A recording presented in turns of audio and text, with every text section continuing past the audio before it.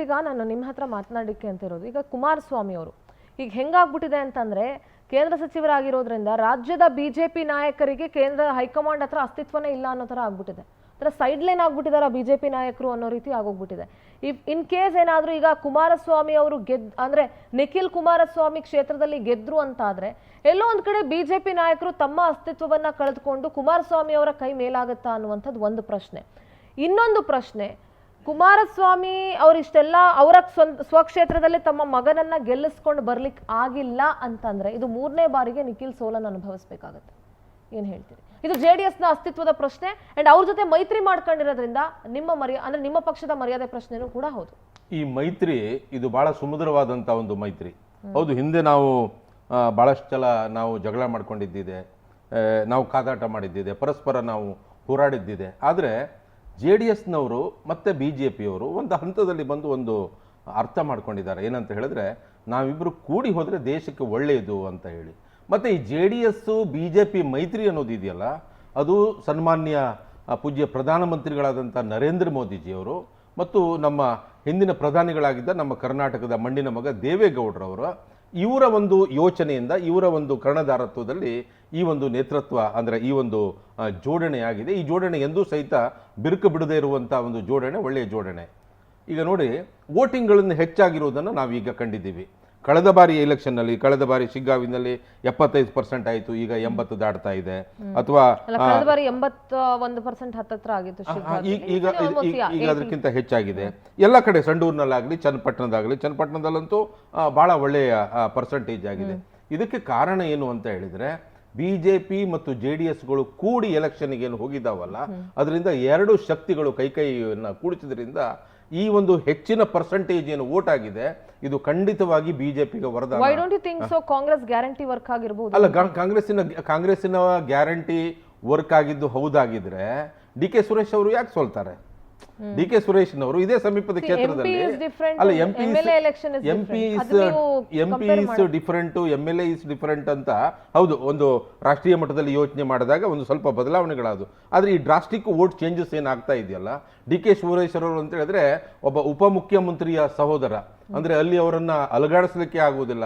ಕನಕಪುರದ ಬಂಡೆ ಅವರು, ಹೀಗೆಲ್ಲ ಅವರನ್ನ ಓಡಿಸುತ್ತಿರುವಂತಹ ಸಂದರ್ಭದಲ್ಲಿ ಡಾಕ್ಟರ್ ಮಂಜುನಾಥ್ರವರ ಮುಂದೆ ಅವರು ಹೀನಾಯವಾಗಿ ಸೋತು ಹೋಗ್ಬಿಟ್ರು. ಅಂದ್ರೆ ಈ ರಾಷ್ಟ್ರದ ಜನ, ಈ ರಾಜ್ಯದ ಜನ ಕೇವಲ ಗ್ಯಾರಂಟಿಗಳಿಗೆ ಮನಸ್ಸೋತಿಲ್ಲ, ಗ್ಯಾರಂಟಿಗಳಲ್ಲಿಗೆ ಒಂದು ಸಲ ಜನ ಕನ್ಫ್ಯೂಷನ್ಗೆ ಒಳಗಾಗಿ ಈ ಗ್ಯಾರಂಟಿಗಳಂತಂದು ಏನೋ ಉದ್ಧಾರ ಆಗಿಬಿಡ್ತದೆ ಅನ್ನುವಂಥ ಒಂದು ಯೋಚನೆ ಇತ್ತು. ಆದರೆ ಈಗ ಈ ಗ್ಯಾರಂಟಿಗಳಲ್ಲಿರುವಂಥ ನಕಲಿತನ ಜನರಿಗೆ ಇವತ್ತು ಅರ್ಥ ಆಗ್ತಾ ಇದೆ. ಹಾಗಾಗಿ ದೇವೇಗೌಡರ ಅಥವಾ ಕುಮಾರಸ್ವಾಮಿಯವರ ಪುತ್ರ ಚನ್ನಪಟ್ಟಣದಲ್ಲಿ ಗೆದ್ದು ಬಿಟ್ರೆ BJPಗೆ ಹಿನ್ನಡೆ ಆಗ್ತದೆ ಅಂತ ನಾವು ಖಂಡಿತವಾಗಿ ಭಾವಿಸಿಲ್ಲ ಭಾರತೀಯ ಜನತಾ ಪಕ್ಷದವರು. ಯಾಕಂತಂದ್ರೆ ಒಂದು ಘಟಬಂಧನ ಅಥವಾ ಒಂದು ಮೈತ್ರಿ ಆದ ನಂತರ BJPಗೆ JDSಗೆ ವ್ಯತ್ಯಾಸ ಇಲ್ಲ, ಇಬ್ರು ಕೂಡಿ ಹೋಗ್ತಾ ಇದ್ದೀವಿ. ಒಂದು ರಥಕ್ಕೆ ಹೇಗೆ ಎರಡು ಚಕ್ರ ಇರ್ತದಲ್ಲೋ, ಎರಡು ಗಾಲಿಗಳಿರ್ತಾವ, ಎರಡು ಗಾಲಿಗಳು ಸಮನಾಗಿ ಹೋಗಬೇಕು. JDSನವರು ಸೋಲಿಸಿ ನಾವು ಮೇಲೆ ಬರಬೇಕು ಅಂತ ನಮ್ಮನ್ನು ಸೋಲಿಸಿ ಅವರು ಇದಾಗಬೇಕು ಅನ್ನುವಂಥದ್ದಿಲ್ಲ. ಇನ್ನು ಎರಡನೇದು, ಒಂದು ವೇಳೆ ನಿಖಿಲ್ ಕುಮಾರಸ್ವಾಮಿ ಅವರು ಅಲ್ಲಿ ಸೋತು ಬಿಟ್ರೆ ಅಂತ, ಸೋಲುವ ಪ್ರಶ್ನೆಯೇ ಇಲ್ಲ. ಯಾಕೆ ಸೋಲುವುದಿಲ್ಲ ಅಂದರೆ, ಚನ್ನಪಟ್ಟಣ ಸೋಲುವ ಪ್ರಶ್ನೆಯೇ ಇಲ್ಲ. ಒಂದು, ಕುಮಾರಸ್ವಾಮಿಯವರು ಇವತ್ತು ಕೇಂದ್ರ ಮಂತ್ರಿಯಾಗಿ ಅವರು ಮಾಡ್ತಕ್ಕಂಥ ಒಂದು ಕೆಲಸಗಳನ್ನು ನಾವು ನೋಡ್ಬೋದು, BJPಯೊಂದಿಗೆ ಅವರ ಮೈತ್ರಿಯನ್ನು ನೋಡ್ಕೊಳ್ಬೋದು. ಯೋಗೇಶ್ವರ್ ಅವರ ಈ ಪಕ್ಷ ಪಲ್ಲಟ ಮಾಡಿಕೊಂಡು ಈಗ ಎಲೆಕ್ಷನ್ನಿಗೆ 4 ದಿನ ಇರುವಾಗ ಕಾಂಗ್ರೆಸ್ಸಿಗೆ ಬಂದು ಮೊನ್ನೆ ಕಾಂಗ್ರೆಸ್ನ ಟೀಕಿಸ್ತಾ ಇರುವಂಥ ಯೋಗೇಶ್ವರ್ ಅವರು ಇವತ್ತು ಕಾಂಗ್ರೆಸ್ಸನ್ನು ವಾಮಗೋಚರವಾಗಿ ಹೊಗಳ್ತಾ ಇದ್ದಾರೆ, BJPಯನ್ನು ವಾಮಗೋಚರವಾಗಿ ಟೀಕಿಸ್ತಾ ಇದ್ದಾರೆ. ಇದನ್ನ ಜಿಲ್ಲೆಯ ಜನ ನೋಡ್ತಾ ಇದ್ದಾರೆ. ಆಮೇಲೆ ಹಗರಣಗಳ ಬಗ್ಗೆ ಮಾತಾಡೋದಿದ್ರೆ ಸಾಕಷ್ಟು ಇದೆ. ಅನೇಕ ಹಗರಣಗಳಿಂದ ಈ ರಾಜ್ಯದ ಜನತೆ ರೇಜಿಗೆ ಹುಟ್ಟಿಸುವಂಥದ್ದಂದ್ರೆ ಒಂದು ತಲೆ ತಗ್ಗಿಸುವಂಥ ಘಟನೆ ರಾಷ್ಟ್ರ ಮಟ್ಟದಲ್ಲಿ ಸಹಿತ ಅಂಥ ಹಗರಣಗಳನ್ನು ಇವತ್ತು ಕಾಂಗ್ರೆಸ್ ಸರ್ಕಾರ ಮಾಡ್ತಾ ಇರೋದು. ಮತ್ತೆ ತಾವೇ ಹೇಳಿದ ಹಾಗೆ ಇವರು ಯಾರು ನಮ್ಮ ಜಮೀರ್ ಅವರು ಬೇಕಾಗಿತ್ತ ಆ ಮಾತುಗಳು ಕರ್ಯ ಅಂತ ಹೇಳಿ ನೋಡಿ. ನೀವು ಧರ್ಮದ ಮೇಲೆ ಈ ದೇಶವನ್ನು ಒಡಿಲಿಕ್ಕೆ ನೋಡಿದ್ರಿ, ಜಾತಿಯ ಮೇಲೆ ಒಡಿಲಿಕ್ಕೆ ನೋಡಿದ್ರಿ, ಪ್ರಾದೇಶಿಕವಾರು ಒಡಿಲಿಕ್ಕೆ ನೋಡಿದ್ರಿ, ಈಗ ವರ್ಣನು ತಂದ್ಬಿಟ್ರೆ ಅಲ್ಲ, BJP ಯಾವ ಭಾಗಗಳ ಮೇಲೂ ಸಹಿತ ನಾವು ಹೊಡಿಲಿಕ್ಕೆ ನೋಡಿದ್ದಿಲ್ಲ. ಅಲ್ಲ, BJP ಅಲ್ಲ, ಹಿಂದೂ ಮುಸ್ಲಿಂ ಅಂತ ಸೃಷ್ಟಿ ಮಾಡ್ಕೊಡ್ತಕ್ಕಂಥವ್ರು ಇವರು. ನಮ್ಮ RTC ವೆರಿ ಕ್ಲೀನ್ ಇತ್ತು, ಕರ್ನಾಟಕದ RTC ಅನ್ನುವಂಥ ಸಿಸ್ಟಮ್ ಏನಿದೆಯಲ್ಲ, ಕರ್ನಾಟಕದ ಪಹಣಿ ಪತ್ರಿಕೆ ಅಂತ ಏನು ಹೇಳ್ತೀವಿ ಅಥವಾ ರೆಕಾರ್ಡ್ ಆಫ್ ರೈಟ್ಸ್ ಅಂತ ಹೇಳ್ತೀವಿ, ರೆವಿನ್ಯೂ ಇಲಾಖೆಯಲ್ಲಿ ಬಹಳ ಸುಂದರವಾದಂಥ ಒಂದು ಕಾಗದ ಪತ್ರ.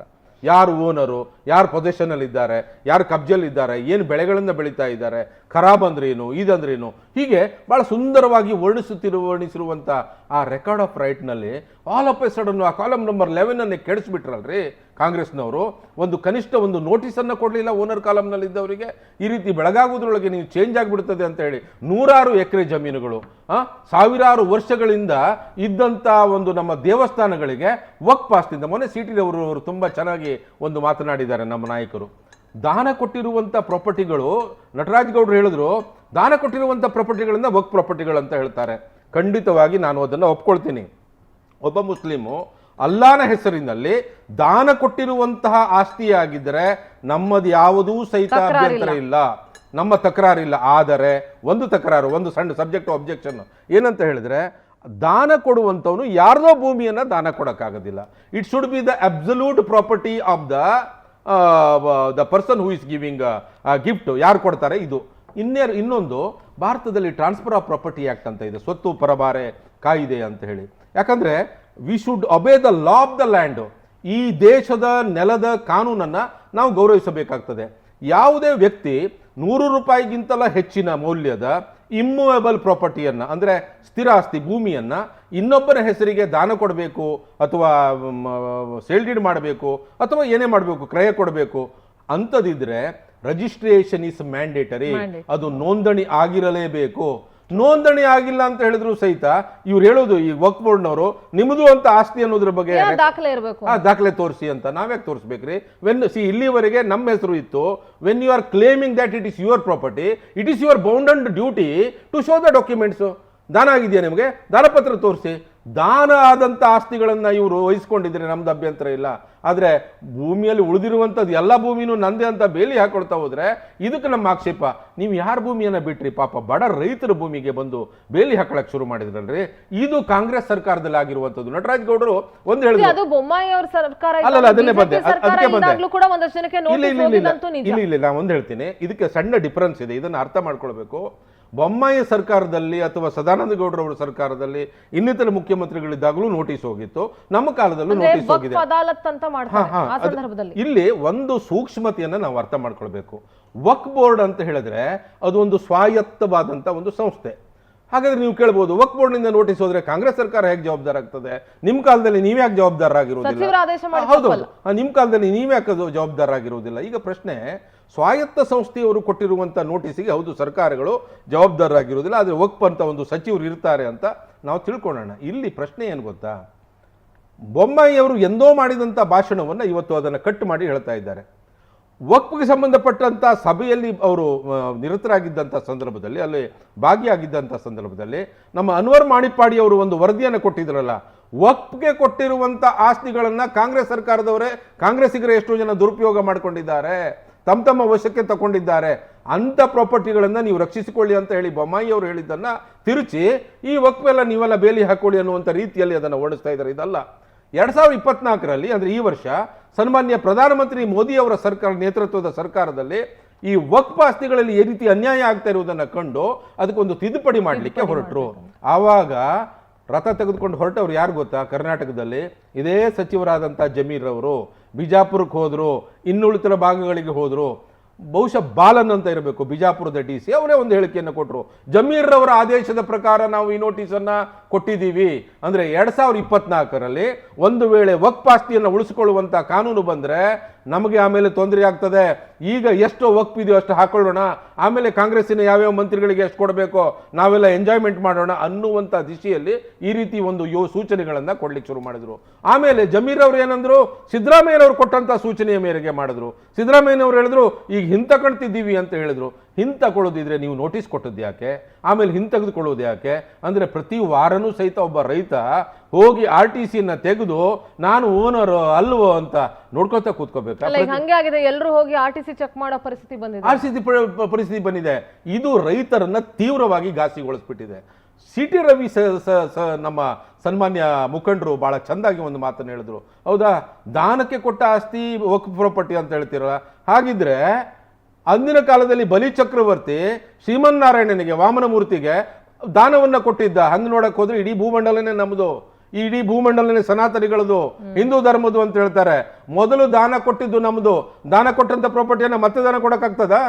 ಒಂದ್ಸಲ ನಮಗೆ ದಾನ ಕೊಟ್ಟ ಮೇಲೆ, ನಮ್ಮ ದೇವರಿಗೆ ದಾನ ಕೊಟ್ಟ ಮೇಲೆ ಇನ್ನೊಂದ್ಸಲ ದಾನ ಕೊಡಕ್ಕಾಗ್ತದ? ಆಯ್ತು, ಸಂವಿಧಾನ ಬಂತು ಅಂತ ತಿಳ್ಕೊಳ್ಳಿ, ಭಾರತೀಯ ಕಾನೂನು ಬಂತು ಅಂತ ತಿಳ್ಕೊಳ್ಳಿ, ಈ ನೆಲದ ಕಾನೂನನ್ನು ನಾವು ಪ್ರಾಕ್ಟೀಸ್ ಮಾಡ್ಕೊಳ್ಳೋಣ, ಅದಕ್ಕೆ ಗೌರವ ಕೊಡೋಣ ಅಂತ ಹೇಳಿದ್ರೆ ನೀವು ಟ್ರಾನ್ಸ್ಫರ್ ಆಫ್ ಪ್ರಾಪರ್ಟಿ ಆಕ್ಟ್ ಕೆಳಗೆ ದಾನ ಕೊಟ್ಟಿದ್ದೀರಾ. ಇಂತಹ ಸುಮ್ಮನೆ ಬೇನಾಮಿ ಆಸ್ತಿಗಳನ್ನ, ಈ ಸರ್ಕಾರದ ಆಸ್ತಿಗಳು ಬಂತು, ರೈತರ ಆಸ್ತಿಗಳೆಲ್ಲ ಬಂತು, ಈ ಆಸ್ತಿಗಳೆಲ್ಲ ವಕ್ಫ್ ಆಸ್ತಿಗಳಂತ ಘೋಷಣೆ ಮಾಡಿಸ್ತೀರಿ, ಸರ್ಕಾರಕ್ಕೆ ನಾಚಿಕೆ ಆಗುದಿಲ್ವಾ? ಅದಕ್ಕಾಗಿ ಕೇಳುವುದು, ಬೊಮ್ಮಾಯಿ ಅವರ ಸಂದರ್ಭದಲ್ಲಿ ನೋಟಿಸ್ ಹೋಯ್ತು ಅಂತ ಏನು ಹೇಳ್ತೀರಲ್ಲ, ಅದು ವಕ್ಫ್ ಅಂತ ಹೇಳುವುದು ಇಂಡಿಪೆಂಡೆಂಟ್ ಆಗಿ ಕೊಟ್ಟಿರುವಂತ ಈ ಮಾಣಿಪ್ಪಾಡಿ ಅವರ ವರದಿ ಏನಿದೆಯಲ್ಲ ಅದರ ಹಿನ್ನೆಲೆಯಲ್ಲಿ ಕೊಟ್ಟಿರುವಂತದ್ದಾಗಿರಬಹುದು. ಆದರೆ ಈಗ ಸಿದ್ದರಾಮಯ್ಯನವರ ಸರ್ಕಾರದಲ್ಲಿ ಕೊಟ್ಟಿರುವಂತದ್ದು ರೈತರ ಆಸ್ತಿಗಳು. ಸೇಮ್ ಟೈಮ್ ಈಗ ಈ ವಕ್ಫ್ ವಿವಾದ ಒಂದಾದ್ರೆ, ಇನ್ನೊಂದು ಕಡೆ ಈ ಚುನಾವಣೆ ಚನ್ನಪಟ್ಟಣದ ರಿಸಲ್ಟ್ ಇದೆಯಲ್ಲ, ಇದು JDSನ ಅಸ್ತಿತ್ವವನ್ನು ಪ್ರಶ್ನಿಸುತ್ತೆ. ಅಟ್ ದ ಸೇಮ್ ಟೈಮ್ ಈಗ ಆಲ್ರೆಡಿ BJPಯಲ್ಲಿ ಎರಡು ಟೀಮ್ ಆಗೋಗಿದೆ. ಈಗ ನಿಮಗೂ ಗೊತ್ತಿದೆ, ನೀವಿಲ್ಲ ಅಂತ ಅಂದ್ರೂ ವಿಜೇಂದ್ರ ಅವರನ್ನ ವಿರೋಧಿಸ್ತಾ ಇರುವಂತ ಒಂದು ಟೀಮ್ ಇದ್ದೇ ಇದೆ. ರಮೇಶ್ ಜಾರಕಿಹೊಳಿ ಇರ್ಬೋದು, ಯತ್ನಾಳ್ ಅವರು ಇರ್ಬೋದು. ಇದು ವಿಜೇಂದ್ರ ಅವರ ಪಾಲಿಗೂ ಕೂಡ ನಿರ್ಣಾಯಕ ಫಲಿತಾಂಶ ಆಗುತ್ತೆ. ಇದು ಅಂದ್ರೆ ಅವರ ರಾಜ್ಯಾಧ್ಯಕ್ಷ ಸ್ಥಾನದಲ್ಲಿ ಉಳಿತಾರೋ ಇಲ್ವೋ, ಅವರ ಕೆಪಾಸಿಟಿ ಏನು ಅನ್ನೋದು ಈ ಒಂದು ಚುನಾವಣೆಯಲ್ಲೂ ಕೂಡ ಗೊತ್ತಾಗುತ್ತೆ. ಸೊ ಅದ್ರ ಬಗ್ಗೆ ಏನು ಹೇಳ್ತೀರಿ? ಭಾರತೀಯ ಜನತಾ ಪಕ್ಷ ಅಂತ ಹೇಳುವುದು, this is not A leader basis party, this is A cadre basis party. ಹಾಗಾಗಿ ಒಬ್ಬ ಚಹಾ ಮಾರುವವನು ಸಹಿತ ಈ ದೇಶದಲ್ಲಿ ಪ್ರಧಾನಮಂತ್ರಿ ಆಗಬಲ್ಲ ಅಂತ ತೋರಿಸ್ಕೊಟ್ಟಂತ ಒಂದು ಪಕ್ಷ ಯಾವುದು ಕೇಳಿದ್ರೆ ಅದು ಭಾರತೀಯ ಜನತಾ ಪಕ್ಷ. ವಿಜಯೇಂದ್ರರವರ ನೇತೃತ್ವದಲ್ಲಿ, ಅವರ ಕರ್ಣಧಾರತ್ವದಲ್ಲಿ ಇವತ್ತು ಭಾರತೀಯ ಜನತಾ ಪಕ್ಷ ಕರ್ನಾಟಕದಲ್ಲಿ ಒಂದು ಚುನಾವಣೆಯ ಪ್ರಚಾರವನ್ನು ತೊಡಗಿಸಿಕೊಂಡಿದೆ.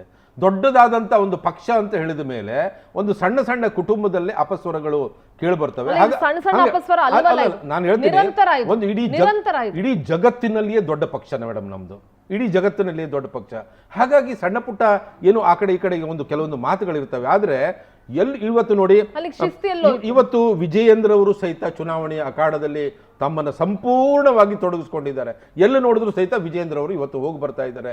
ಮೊನ್ನೆ ಯಡಿಯೂರಪ್ಪನವರು, ಕುಮಾರಸ್ವಾಮಿ ಅವರು ಒಂದೇ ವೇದಿಕೆಯಲ್ಲಿ ಕುಳಿತು ಪ್ರಚಾರ ಮಾಡಿರುವುದನ್ನು ಈ ನಾಡಿನ ಜನತೆ ಕಂಡಿದೆ. ಎಲ್ಲಿ ಬಿರುಕಿದೆ?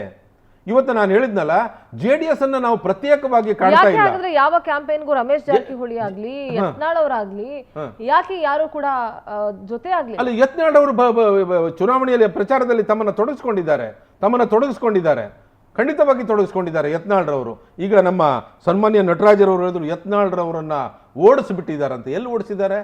ಯತ್ನಾಳ್ ರವರನ್ನ ಎಲ್ಲಿಯೂ ಸಹಿತ ಓಡಿಸಿಲ್ಲ. ನಟರಾಜ್ ಗೌಡ್ರ ತಗೊಳ್ಳಿ, ನಾನು ಮಾತಾಡ್ತೀನಿ ಅವ್ರ ಜೊತೆಗೆ. ನಟರಾಜ್ ಗೌಡ್ರೆ, ಈಗ ಆಡಳಿತ ಪಕ್ಷದ ಒಂದು ಆಡಳಿತಕ್ಕೆ ಕನ್ನಡಿ ಆಗುತ್ತೆ ಈ ಫಲಿತಾಂಶ. ಎಲ್ಲೋ ಒಂದ್ ಕಡೆ ಜಮೀರ್ ಅವರ ಮಾತು ಚನ್ನಪಟ್ಟಣದಲ್ಲಿ ದುಬಾರಿ ಆಗುತ್ತೆ ಕಾಂಗ್ರೆಸ್ಗೆ ಅನ್ನುವಂಥದ್ದು ಸಾರ್ವಜನಿಕ ವಲಯದಲ್ಲಿ ಕೇಳಿ ಬರ್ತಾ ಇದೆ. ನೀವು ಹೂ ಅಂದ್ರು ಅಷ್ಟೇ, ನೀವು ಹೂ ಅಂದ್ರು ಅಷ್ಟೇ. ಜಮೀರ್ ಅಹಮದ್ ಅವ್ರಿಗೆ ಆ ಭಾಷೆ ಬೇಕಾಗಿರ್ಲಿಲ್ಲ, ಆ ಪದ ಬಳಕೆನೋ ಅವ್ರಿಗೆ ಅನವಶ್ಯಕ ಆಗಿತ್ತು. ಯಾಕೆಂದ್ರೆ ಒಬ್ಬ ನಾಯಕ ಆದವನ್ಗೆ, ಒಬ್ಬ ಸಚಿವ ಸ್ಥಾನದಲ್ಲಿ ಇದ್ದವನ್ಗೆ ಏನು ಮಾತಾಡ್ತಿದ್ದೀವಿ ಅನ್ನುವಂತ ಅಟ್ಲೀಸ್ಟ್ ಮಿನಿಮಮ್ ಸೆನ್ಸ್ ಇರ್ಬೇಕಾಗುತ್ತೆ. ದೇವೇಗೌಡರು ಕುಟುಂಬನೇ ಕರೆದಿಸ್ಬಿಡ್ತೀನಿ ಅಂತಂದ್ರೆ ಸಿಂಧೂರ್ ಅವರೇ, ನಿಮ್ಮ ಮಾತು ನಾನು ಒಪ್ತೀನಿ. ಯಾಕಂದ್ರೆ ಯಾವುದೇ ಜನಪ್ರತಿನಿಧಿ ಆಗ್ಲಿ, ಜಮೀರ್ ಆಗ್ಲಿ, ಇನ್ನೊಬ್ರಾಗ್ಲಿ, ಅವ್ರಿಗೆ ಈ ತರ ಮಾತುಗಳು ಶೋಭೆ ತರೋದಲ್ಲ. ಈಗ ಕುಮಾರಸ್ವಾಮಿ ಅವರು ರಮೇಶ್ ಕುಮಾರ್ ಅವ್ರಿಗೆ ಸೂ ಮಗ ಅಂದ್ರು ಕೋಲಾರ್ಗೆ ಹೋಗಿ. ಯಡಿಯೂರಪ್ಪನವರಿಗೆ ದೇವೇಗೌಡರು ಬಾಸ್ಟರ್ಡ್ ಅಂದ್ರು, ಮತ್ತಿನ್ನೊಂದು ಡ್ಯಾಶ್ ಮಗ ಅಂತ ಅಂದ್ರು. ನಾವು ಈ ತರ ಮಾತುಗಳು ಅಂತ ಶೋಭೆ ತರೋದಲ್ಲ. ಯಾರೇ ಹೇಳಿದ್ರು ಕೂಡ ಇವನ್ ಜಮೀರ್ ಮಾತನ್ನ ನಾವು ಒಪ್ತಾ ಇಲ್ಲ. ಅವ್ರು ಅದಕ್ಕೆ ಕ್ಷಮೆ ಯಾಚಿಸಿದ್ದಾರೆ. ಆದ್ರೆ ಅದು ಚುನಾವಣೆ ಮೇಲೆ ಯಾವ ಪ್ರಭಾವವನ್ನು ಬೀರೋದಿಲ್ಲ. ಯಾಕಂದ್ರೆ ಕುಮಾರಸ್ವಾಮಿಯವರ ಅವಕಾಶತನವನ್ನ ಚನ್ನಪಟ್ಟಣ ಜನ ಚೆನ್ನಾಗಿ ನೋಡಿದ್ದಾರೆ. CP ಯೋಗೇಶ್ವರು ಚನ್ನಪಟ್ಟಣಕ್ಕೆ ಮನೆ ಮಗ ಇದ್ದಂಗೆ. CP ಯೋಗೇಶ್ವರ್ ಅವ್ರಿಗೆ ಅನ್ಯಾಯ ಮಾಡಿದ್ದಾರೆ ಕುಮಾರಸ್ವಾಮಿ ಅವರು, ಯಡಿಯೂರಪ್ಪನವರು, ವಿಜಯೇಂದ್ರ ಅವರು ಅಂತ ಹೇಳಿ ಅಲ್ಲಿನ ಜನ ಮಾತಾಡ್ತಾ ಇದ್ದಾರೆ. CP ಯೋಗೇಶ್ವರ್ ಪರವಾಗಿ ಒಂದು ಸಿಂಪತಿ ಇದೆ ಅವ್ರ ಪರವಾಗಿ. ಆಮೇಲೆ DK ಸುರೇಶ್, DK ಶಿವಕುಮಾರ್ ಅವರ ನಾಯಕತ್ವವನ್ನು ಜನ ಇಷ್ಟಪಟ್ಟಿದ್ದಾರೆ ಅಲ್ಲಿ ಚನ್ನಪಟ್ಟಣದಲ್ಲಿ. ಈ ಬಾರಿ 30,000 ಮತಗಳನ್ನ ಅಂತರದಲ್ಲಿ ಗೆಲ್ತಾರೆ. ಆ ಸೋಲು ಅನ್ನೋ ಮಾತೇ ಬರೋದಿಲ್ಲ. ಆದ್ರೆ ಜಮೀರ್ ಅವ್ರ ಮಾತು ಅಷ್ಟು ಇಂಪ್ಯಾಕ್ಟ್ ಅಲ್ಲಿ ಬರೋದಿಲ್ಲ. ಯಾಕಂದ್ರೆ ಕುಮಾರಸ್ವಾಮಿ ಅವರು ಯಾವತ್ತು ನಾನು ಮೈನಾರಿಟಿ ಮುಸಲ್ಮಾನರ ಓಟನ್ನು ನಂಬ್ಕೊಂಡಿಲ್ಲ, ನನ್ಗೆ ಅವ್ರು ಓಟ್ ಬೇಕಾಗಿಲ್ಲ ಅಂತ ಒಂದು ಪತ್ರಿಕಾಗೋಷ್ಠಿನಲ್ಲಿ ಹೇಳಿದ್ರು. ಅವತ್ತು ಅಲ್ಲಿ ಜನ ತೀರ್ಮಾನ ಮಾಡಿದ್ರು, ನಾವೆಲ್ಲ ಒಟ್ಟಾಗಿದ್ದೀವಿ, ಇವ್ರು BJP ಜೊತೆ ಸಖ್ಯ ಮಾಡಿದ ತಕ್ಷಣನೇ ನಮ್ಮನ್ನು ಡಿವೈಡ್ ಮಾಡಕ್ಕೆ ಪ್ರಯತ್ನ ಮಾಡ್ತಾವ್ರೆ ಅಂತ ಹೇಳಿ ಚನ್ನಪಟ್ಟಣದ ಮತದಾರರು ಪ್ರತಿಯೊಬ್ಬರು, ಅದು ಯಾವುದೇ ಕಮ್ಯುನಿಟಿ ಆಗಲಿ, ಒಕ್ಕಲಿಗರಾಗ್ಲಿ, ಪ್ರತಿಯೊಬ್ಬರು ಕೂಡ ಅವ್ರನ್ನ ತಿರಸ್ಕಾರ ಮಾಡ್ತಾರೆ. ಅದನ್ನ ನೀವು ಈ ರಿಸಲ್ಟ್ ಬಂದಾಗ ಕಾದು ನೋಡಿ, ಇದು ಸ್ಪಷ್ಟ. ಅಂಡ್ ಡಿ ಕೆ ಶಿವಕುಮಾರ್ ಅವರಿಗೂ ಕೂಡ ಇದೊಂಥರ ನಿರ್ಣಾಯಕ ಈ ಕ್ಷೇತ್ರ. ಅಂದ್ರೆ ಈಗ ಆಲ್ರೆಡಿ ಡಿ ಕೆ ಸುರೇಶ್ ಅವರ ಸೋಲಿದೆಯಲ್ಲ, MP ಎಲೆಕ್ಷನ್ ನ ಸೋಲಿದೆಯಲ್ಲ, ಅದಕ್ಕೇನಾದ್ರೂ ಇದು ಅದೇ ರೀತಿ ಆಗಬಿಟ್ರೆ ಡಿ ಕೆ ಶಿವಕುಮಾರ್ ಅವರ ಪರಿಸ್ಥಿತಿ ಏನಾಗಬಹುದು, ಅಥವಾ ಅವರ ಭವಿಷ್ಯ CM ಆಗಬೇಕು ಅಂತ ಭಾರಿ ಆಸೆ ಬೇರೆ ಇಟ್ಕೊಂಡಿದ್ದಾರೆ. ಹೈಕಮಾಂಡ್ ತುಂಬಾ ದೊಡ್ಡ ಟಾಸ್ಕ್ ಕೂಡ ಕೊಟ್ಟಿದೆ. ಆ ವಿಷಯಕ್ಕೂ ನೋಡಿ, ಮುಖ್ಯಮಂತ್ರಿ ಆಗ್ಬೇಕಂತ ಆಸೆ ವ್ಯಕ್ತಪಡಿಸಿದಕ್ಕೂ ಇದಕ್ಕೂ ಸಂಬಂಧ ಇಲ್ಲ. ಅವರು KPCC ಅಧ್ಯಕ್ಷರಾಗಿ ಆಲ್ರೆಡಿ 136 ಸೀಟ್ಗಳನ್ನ ಗೆಲ್ಲಿಸಿ ಸರ್ಕಾರವನ್ನ ತಂದಿದ್ದಾರೆ. ನಂಬರ್ 1. ನಂಬರ್ 2, KPCC ಅಧ್ಯಕ್ಷರಾದ ಮೇಲೆ ಕಳೆದ ಚುನಾವಣೆಯಲ್ಲಿ ನಾವು ಲೋಕಸಭಾ ಚುನಾವಣೆಯಲ್ಲಿ 1 ಸೀಟನ್ನು ಗೆದ್ದಿದ್ವಿ, ಈ ಸರಿ 9 ಸೀಟನ್ನ ಗೆದ್ದಿದ್ದೀವಿ. ಅವರ ಚುನಾವಣೆಯಲ್ಲಿ, ಅವರ ಸಂಘಟನೆಯಲ್ಲಿ ಪಕ್ಷ ಬಲಿಷ್ಠವಾಗಿದೆ. ಈ ಚುನಾವಣೆಯ ಸೋಲು ಗೆಲುವು ಇದ್ರ ಮೇಲೆ ನಿರ್ಧಾರ ಆಗೋದಿಲ್ಲ. ಆದರೆ ನಮಗೆ ಅಲ್ಲಿನ ಮತದಾರರು ನಮ್ಮ ಗ್ಯಾರಂಟಿ ಯೋಜನೆಗಳ ಮೇಲೆ ನಮಗೆ ಸಂಪೂರ್ಣ ನಂಬಿಕೆ ಇದೆ, ಜನತೆಯ ಮೇಲೆ ನಮ್ಮ ನಂಬಿಕೆ ಇದೆ. ಯಾಕಂದ್ರೆ ನಾವು ಜನಗಳು ಧನ್ಯವಾದಗಳನ್ನ ಹೇಳ್ಬೇಕು, ಯಾವ ರೀತಿ ಹೇಳ್ಬೇಕು ಅನ್ನೋದು ಒಂದು ಕಾಯ್ತಾ ಇದ್ರು. ಈ ಮತಗಳ ಮುಖಾಂತರ ಧನ್ಯವಾದಗಳನ್ನ ಸರ್ಕಾರಕ್ಕೆ ಹೇಳ್ತಾರೆ. ಯಾಕಂದ್ರೆ ಬಿಜೆಪಿ ಕಳೆದ 4 ವರ್ಷ 2 ಮುಖ್ಯಮಂತ್ರಿಗಳಿದ್ರು, ಒಂದೇ ಒಂದು ಕೆಲಸ ಮಾಡಿಲ್ಲ. ಲೂಟಿ ಬಿಟ್ರೆ ಒಂದು ಕೆಲಸ ಮಾಡಿಲ್ಲ, ಖಜಾನೆ ಖಾಲಿ ಬಿಟ್ರೆ ಇನ್ನೊಂದು ಬೇರೆ ಒಂದು ಕೆಲಸ ಮಾಡಿಲ್ಲ. ಈ ಸರ್ಕಾರ ಬಿಜೆಪಿ ಶಾಸಕರು ಯಾರು ಕೇಳಿ ನೋಡಿ, ಬಿಜೆಪಿ ಶಾಸಕರ ಕ್ಷೇತ್ರಗಳಿಗೂ ಕೂಡ 100 ಕೋಟಿ ಅನುದಾನ ಈ ಸರ್ಕಾರ ಈ ವರ್ಷ ಕೊಟ್ಟಿದೆ. ಅದನ್ನ ಬಿಜೆಪಿ ಶಾಸಕರ ಪ್ರತಿಯೊಂದು ಅವ್ರು ಯಾವಾಗ ಈಗ ಶಂಕುಸ್ಥಾಪನೆ ಮಾಡ್ತಾ ಇರ್ತಕ್ಕಂಥದ್ದು, ರಸ್ತೆ ಅಭಿವೃದ್ಧಿ ಮಾಡ್ತಾ ರಾಜ್ಯದಲ್ಲಿ ಶಂಕುಸ್ಥಾಪನೆ ಇಲ್ಲ, ಶಂಕುಸ್ಥಾಪನೆ ಮರ್ತೋಗಿದೆ. ಯಾವತ್ತೂ ಕುಂಠಿತ ಆಗಿಲ್ಲ. ಬಿಜೆಪಿಗೆ ಅಭಿವೃದ್ಧಿ ಅಂದ್ರೆ ಏನು ಅಂತ ಗೊತ್ತಿಲ್ಲ, ಯಾಕಂದ್ರೆ ಯಾವತ್ತೂ ಅವರು ಅಭಿವೃದ್ಧಿ ಮಾಡಿಲ್ಲ, ಅಭಿವೃದ್ಧಿ ನೋಡಿಲ್ಲ, ಅಭಿವೃದ್ಧಿ ಬಗ್ಗೆ ಅವ್ರಿಗೆ ಅರ್ಥ ಆಗೋದಿಲ್ಲ. ಕಾಂಗ್ರೆಸ್ ಸರ್ಕಾರ ಎಷ್ಟು ಮಟ್ಟಿಗೆ ಅಭಿವೃದ್ಧಿ ಮಾಡ್ತಾ ಇದೆ ನಟರಾಜ್ ಗೌಡ್ರೆ? ಅಭಿವೃದ್ಧಿ ಅಂದ್ರೆ ಏನು ನಿಮ್ಮ ಲೆಕ್ಕದಲ್ಲಿ? ಏನು ಗ್ಯಾರಂಟಿ ತೆಲಂಗಾಣ ಅಭಿವೃದ್ಧಿ ಮಾಡ್ತಾ ಇದ್ದಾರೆ, ಅಭಿವೃದ್ಧಿ ಅಂತ ಹೇಳ್ತೀರಾ ನೀವು?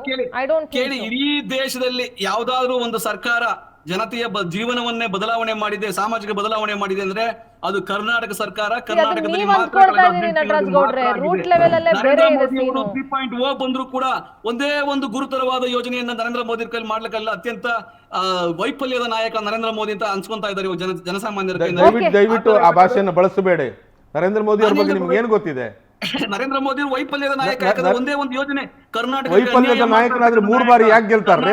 ತೆರಿಗೆ ಅನ್ಯಾಯ ಮಾಡ್ತಾ ಇದ್ದಾರೆ, ರೈತರಿಗೆ ಅನ್ಯಾಯ ಮಾಡ್ತಾ ಇದ್ದಾರೆ, ನಮ್ಮ ಅನುದಾನದಲ್ಲಿ ಅನ್ಯಾಯ ಮಾಡ್ತಾ ಇದ್ದಾರೆ, ತಾರತಮ್ಯ ಮಾಡ್ತಾ ಇದ್ದಾರೆ. ಹಂಗಾಗಿ ಕೇಂದ್ರ ಸರ್ಕಾರಕ್ಕೆ ಕಿಸಾನ್ ಸಮ್ಮಾನ್ ಯೋಜನೆಯನ್ನು ಕೊಟ್ಟವರು ಯಾರು ದೇಶಕ್ಕೆ?